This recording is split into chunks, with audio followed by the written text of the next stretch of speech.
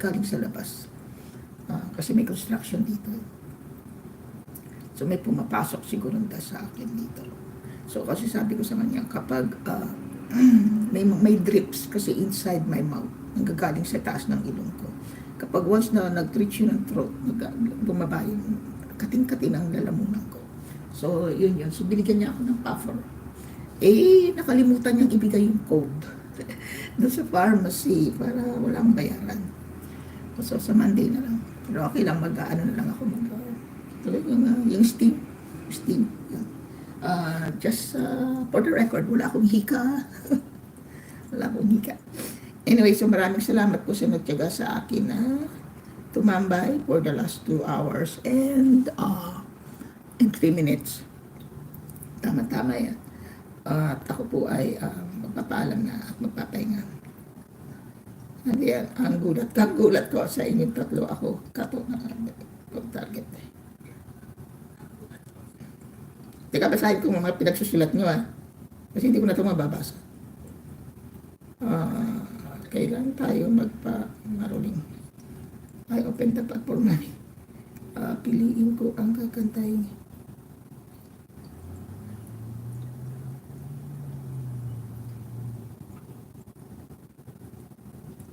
Dapat ganito, mag-live stream. Yung sa December 12 ko will just be an ordinary live. Baka short lang yun short lang yun kasi mag-start ako ng 8 o'clock dito. Diyang 8 o'clock dito bali dyan sa'yo ay 2 o'clock. 2 o'clock yan sa'yo, pwede ka ba? Just to draw. Once na nag-draw tayo, the live is done. The live is done. Kasi it's just an ordinary live streaming na para ibigay lang yung mga prices ng mga nakipag-LC sa akin na hindi naman na-delay. Na-delay lang ang prices na supposed to be kung ordinary last chatter yun. Dapat nakuha nila pero dinelay ko at nagay ko sa December. So ang mangyayari yan, the prices will be double kung compared mo sa ordinary premier ko. Kung nakakakuha kayo ng 100 banana, doon makakakuha kayo ng 200 banana. Kung hindi kayo nanalo. Kung hindi kayo nanalo doon sa raffle. Diba? Tapos kung sa ordinary LC ko na nagpa-price ako ng 100 pesos, doon sa raffle will be double. Will be double. Kasi naghintay kayo Parang binigyan ko lang kayo ng interest just for the fun of it.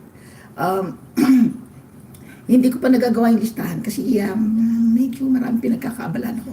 Pero rest assured, bago mag-December 12, magpo-post ako ng mga na-qualify para sa December 12 raffle ko. Upcoming siya. Okay. Guys, remember, it's my money and it's my option whom to give. Alright? So, walang magrereklamo.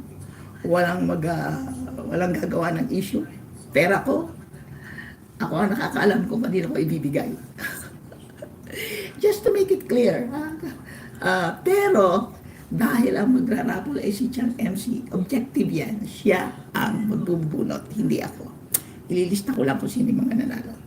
Ang gulat ko, so yun lang, masakit yan kapag hindi siya masakit. Hindi siya masakit hindi masakit ang lalamunan ko ba nagsasalita ako.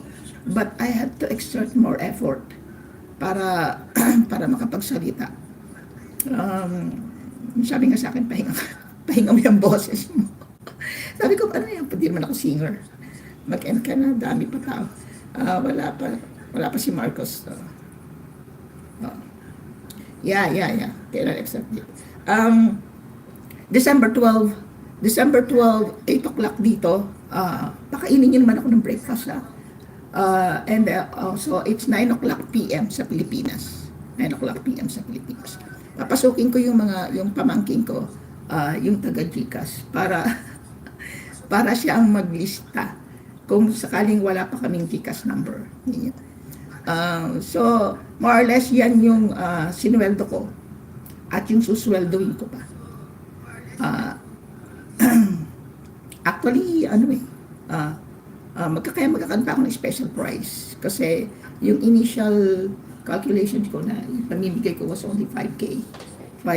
Pero magkakanta yun ng bunutan for people with special needs.